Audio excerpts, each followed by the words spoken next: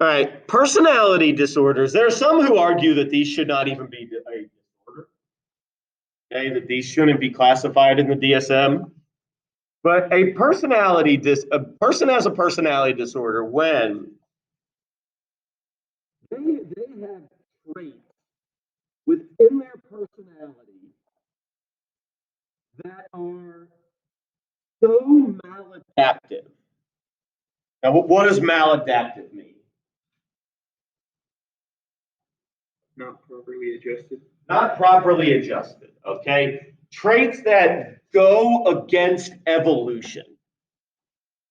Their personality is so maladaptive that it oftentimes, goes against, it does not match up,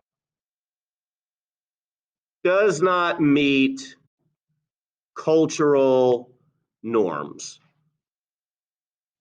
And it is so maladaptive that it hurts their ability to function normally in society. They are either such big of assholes, okay? Oh, Haley's at work again.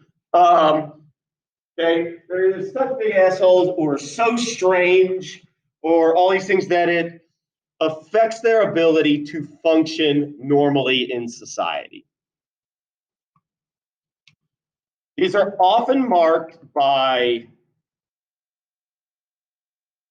oh, you're in Atlanta, okay, all right. It looked like the mall. All right. It's often marked by very distorted thinking,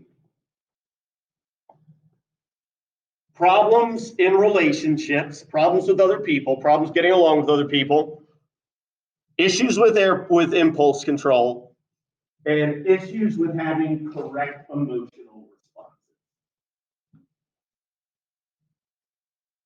Now, again, all of these, like a lot of the qualities of personality disorders are qualities that normal people have. Okay?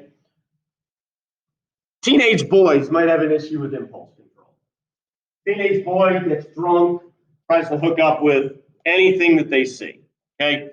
That's not a personality disorder. It's just an impulse control thing.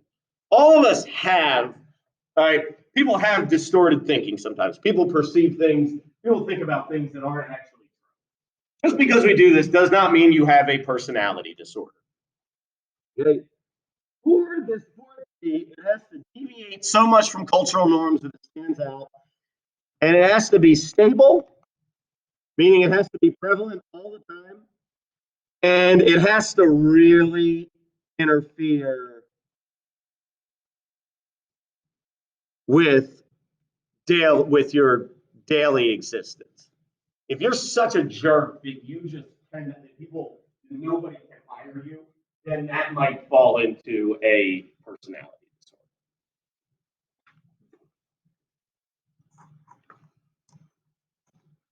All right, so there are 3 clusters of these that there are 10 identified personality disorders, okay? And they're in 3 clusters. We're really only going to go over, there are really only 3 of them that you need to know, okay, that fall into antisocial, borderline, and narcissistic in the dramatic, emotional, erratic cluster. Really the only 3 that you need to know. I have 5 of them on here just because I want to give you an example from the odd eccentric cluster and the anxious fearful cluster, but those 3 are really the only ones that you need to know. Okay. So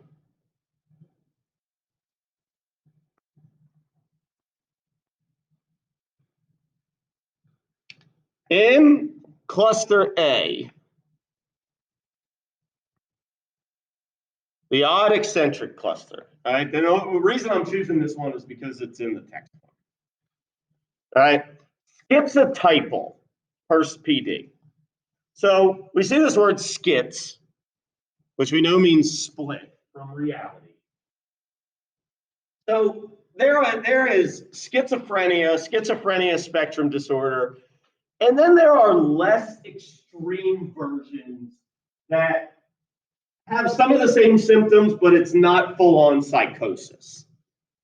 There's what's called schizoaffective disorder that deals more with emotions. And then there's schizotypal personality disorder and schizoid personality disorder. These are more so where it just is part of your personality rather than on a deep medical level. These personality things, there is some medical basis for some of them, but it's like, looking at just traits. Schizotypal personality disorder would be considered extremely strange. They tend to be loners. They keep their distance from other people. All right. They tend to be socially isolated on purpose because they have a lot of social anxiety. People that have a hard time understanding the world have a lot of social anxiety.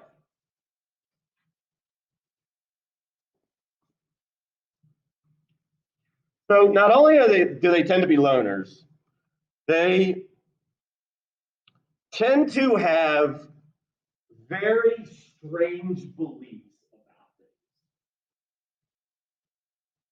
One of the big ones is they oftentimes tend to be believe in telepathy, which is like, if I want Grayson to do something, like if I want Grayson to do his vocabulary homework, which I do, okay? And if I was schizotypal, I might think that I could send that message to Grayson just by looking, just through the airwaves. Okay? They believe in being able to communicate within their minds. Okay? They believe a lot of times in ESP, things like parapsychology stuff. Very magical thinking about things. I watched the video of a girl who's schizotypal, very into like fairies and gnomes, believing in unicorns, like all that sort of stuff. And I love Harry Potter as much as the next person, but like, I don't believe in fairies. Okay? They oftentimes believe in that sort of stuff. So they generally tend to be socially distant and very odd beliefs and very odd behaviors and so on and so forth.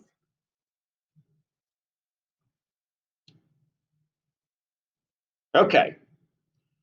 All right, guys. I'm going to send you all to lunch a little bit early because this is like a natural stopping point. Don't leave. All right, stay on the call. Okay, and just come back at 11:40 rather than 11:45. Okay. All right. I'll see you in 30 minutes.